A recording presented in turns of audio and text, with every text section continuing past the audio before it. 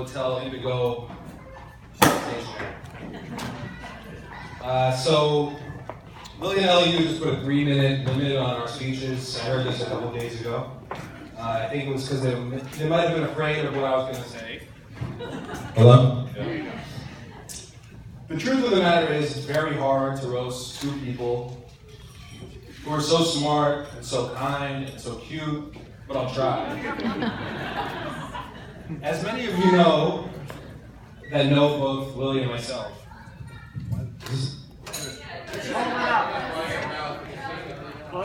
That's it. Okay. All right, thank you very much. Okay. Sorry. My 3 minutes is up. Lily and I spent much of our childhood playing the roles of truly opposites. It wasn't always easy having an older sister who got perfect grades, had a propensity for sewing her own clothes, and preferred to listen to doo-wop on long car rides. Let's just say that both Lily and I took some pride in our very glaring differences. Perhaps nothing is more symbolic or representative of our differences than where we chose to go to middle school and high school. Lily went to Hunter on the Upper East Side. What? There's a lot of people here. With some of the brightest kids in all of New York. Student body was eccentric and diverse, and they all shared Lily's love of learning. I went to Poly Prep, which was in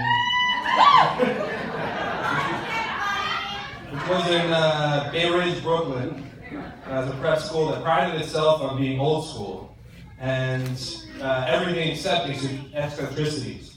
Now, the strange thing about Poly Prep, and I'm digressing a little bit, but it's located in a very affluent Italian neighborhood. And in addition to the normal prep school crowd, New York prep school crowd, some of my classmates had last names like Gotti, Capone, Genovese. I really liked those guys. I sort of gravitated towards them immediately. And one thing I learned from them quickly was they like to lob a lot of threats. But the one thing that they were dead serious about was you never, ever touch their sister.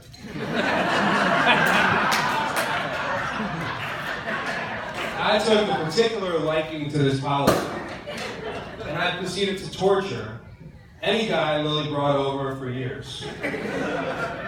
In retrospect, I'm not so proud of some of the behavior that I did.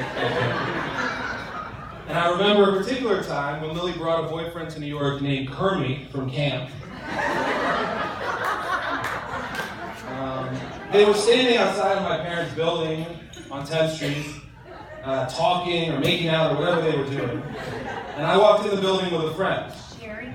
I remember like it was yesterday, walking by, locking eyes with a guy, not saying hello, going upstairs to my parents on the 9th floor, and leaning out the window with a super soaker. Needless to say, I don't think Kermit ever came back.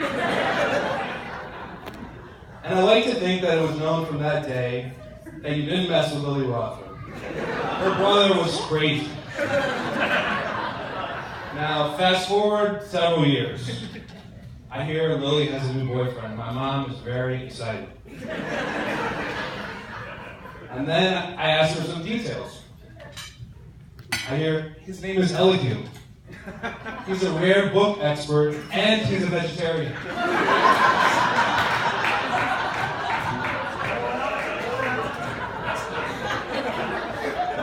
It was like my prayers were answered.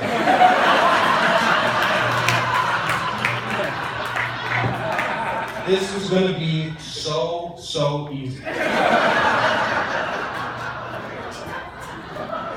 Now, maybe I had just grown up a little bit, but when I finally met Elihu, all of the tough brother act disappeared. Because despite how he had been described, I could tell there was a little twinkle in his eye. He was crazy too. I knew it was serious. I knew my sister had met someone who got her, admired how strange she was. They were in love. And honestly, Elihu scared me a little.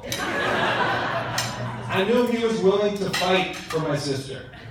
and he wasn't going to let a smart-ass little brother get in the way. So, Elihu, I'd like to point out that I believe you owe me a debt of gratitude for chasing all those guys away for so many years.